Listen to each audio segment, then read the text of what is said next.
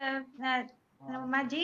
यात्रा के उद्देश्य पहले तो यहीं से बता दूं कि नहीं पहुंचे जनता तक, तो उसका एक कारण तो ये लगता है कि सबसे बड़ा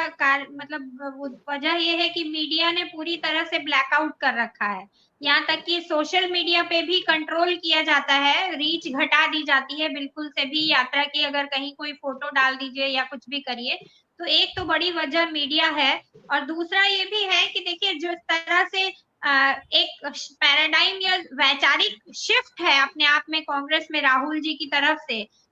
खड़गे जी की तरफ से, जिस तरह से उनके रायपुर अधिवेशन के बाद से, और उसमें से सामाजिक न्याय की जो बात जितने मजबूती के साथ वो कर रहे हैं, उस चीज को अभी तक उनके कार्यकर्ताओं तक शायद पहुंचाया नहीं गया है। अगर वैचारिक तौर पर कार्यकर्ता उस चीज को बढ़िया से समझेंगे तभी वो जनता तक ले जा सकेंगे, और वो जरूरत मुझे लगता है कि अभी इतनी जल्दबाजी में पूरी नहीं हो पाई है। एक मुझे ये लगता है, मैं उनकी बात से सहमत होते हुए ये कह रही हूँ।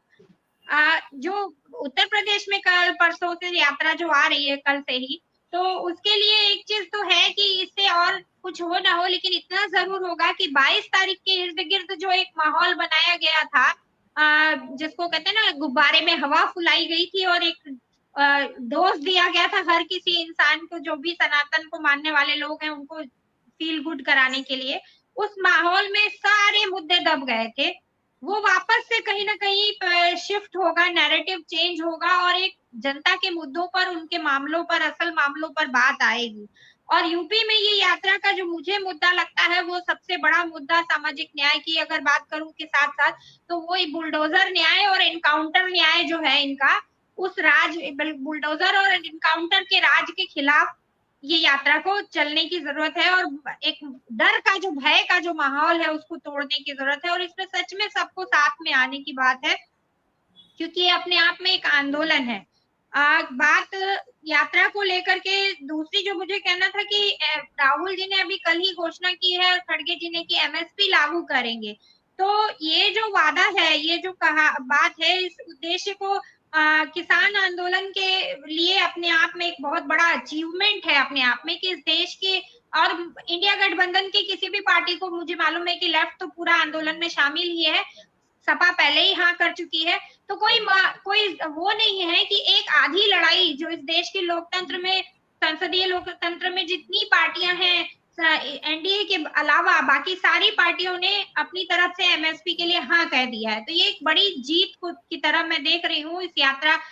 के दौरान जो है अपने आप में। और इसलिए हम लोगों को इसको भी एक वो अंडरलाइन करने की जरूरत है। जो यहाँ से बात करते हुए दूसरा चीज कि आज एक बहुत बड़ा फैसला आया सुप्रीम कोर्ट की तरफ से, इन लोगों के ऊपर को एक बहुत बड़ा मतलब जो बहुत पहले आ जाना चाहिए था, 7 साल बाद हालांकि आया, लेकिन देर आए दुरुस्त आए, एक बड़ा फैसला आया कि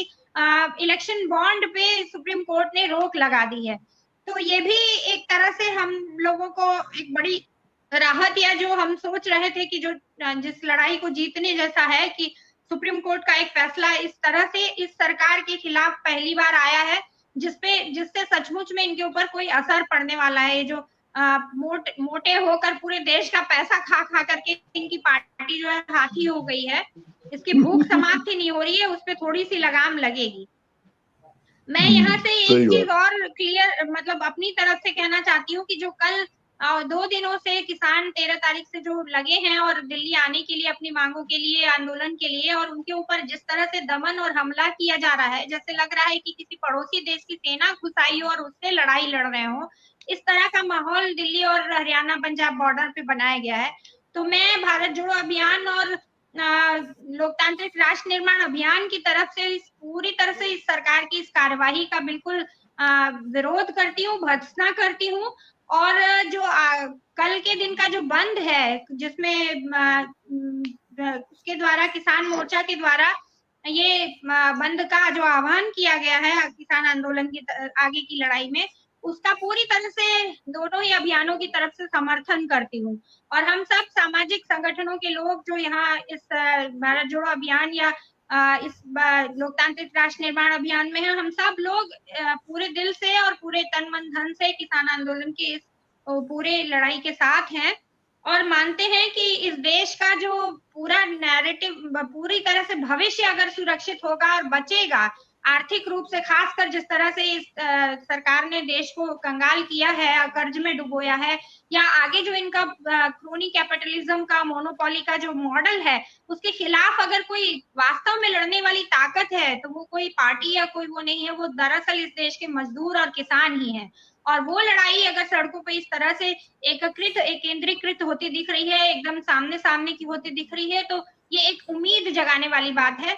कठिन जरूर है इन लोगों के सामने जो लोग हैं, लेकिन उनसे इस देश का किसान और मजदूर ही लड़ पाएगा, ये इसमें कोई दो राय नहीं है। पार्टियां उनके पीछे रहेंगी, पार्टियों को सपोर्ट देने का जहां तक सवाल है वो दे रही हैं, और विपक्ष की जितनी पार्टियां और बाकियों के ऊपर भी दबाव बनेगा, लेकिन सबसे बड़ी ताकत इस देश की जनता की ताकत है, और वो जनता की ताकत भी इस देश के मजदूर किसान की ताकत है, इस देश की महिला की ताकत है, और वो इस आंदोलन में पूरी तरह से खुल करके दिख रही है। मात्र 2 साल के अंदर फिर से सड़कों पे उतरने की नौबत आई है, और इसलिए अब ये आर पार की और आमने सामने की लड़ाई है। शायद 2024 के चुनाव के पहले ही इस देश का भविष्य जो है देश की जनता तय करने का मूड बनाई हुई है। तो ये जो माहौल है, हमको लगता है कि इस माहौल में भारत जोड़ो और यात्रा हो या किसान आंदोलन है, दोनों ही तरह से हम लोगों को उसको सपोर्ट करने की बात करनी चाहिए। किसानों पर हमले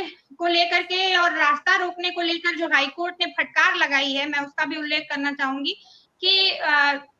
एक तरफ कानून के जो लोग रखवाले हैं और जो नागरिक अधिकारों के संरक्षक भी हैं, वो और हमारी जुडिशरी इतनी पावरफुल हो करके किस हालत में पहुंच गई है कि वो फटकार लगाती है और खट्टर सरकार पे या राज्य की हो या केंद्र की सरकार हो, उस पर कोई असर नहीं पड़ता है, और उनकी कार्यवाहियां उसी तरह से जारी रहती हैं। तो पुलिस और जो अर्धसैनिक बल लगाए गए हैं वो किसके निर्देशन पे काम कर रहे हैं? क्या उनको जुडिशरी के खिलाफ या जुडिशरी का आर्डर नहीं मानने की पावर आ गई है? तो ये अपने आप में एक तरह का जो पूरा का पूरा मामला है, वो आप मणिपुर से लगाए यहाँ तक देख लीजिएगा, तो अपने आप में तमाम राज्यों में ये परिस्थितियां पैदा की गई हैं कि जहाँ पे न्याय व्यवस्था या और लोग तमाम संसदीय परंपराएं जो हैं, मर्यादाएं जो हैं, उनका मखौल उड़ाते हुए लोगों को कन्फ्रंटेशन के लिए और इस लेवल पे कन्फ्रंटेशन के लिए मजबूर किया जा रहा है। वो पार्लियामेंट के अंदर भी हो रहा है, पार्लियामेंट के बाहर भी हो रहा है। तो ये जो अराजक माहौल है, उससे देश को ट्रैक पे लाने के लिए भी हमको लगता है कि जनता को बड़े पैमाने पे सड़कों पे उतरने के अलावा कोई चारा नहीं है, और वो माहौल फिर आ रहा है हम सब लोगों के लिए। और ये बिल्कुल सही कहा आपने रत्ना जी की ये आजादी की दूसरी लड़ाई है, और आजादी की ही नहीं, अपना भविष्य चुनने की भी लड़ाई है, क्योंकि 100 सालों से इन आरएसएस के लोगों से हम लोग लड़ रहे हैं, इनकी वैचारिक कहते हैं दिवालियेपन से लड़ रहे हैं, उसको विचारधारा भी नहीं कह सकते, वो वैचारिक दिवालियापन है, उससे हम लड़ रहे हैं। और अब ये शायद फाइनल लड़ाई है कि इस देश को तय करना होगा कि वो गोडसे के रास्ते पे चलेगा या वो अंबेडकर और गांधी के रास्ते पे चलेगा। बहुत बहुत धन्यवाद।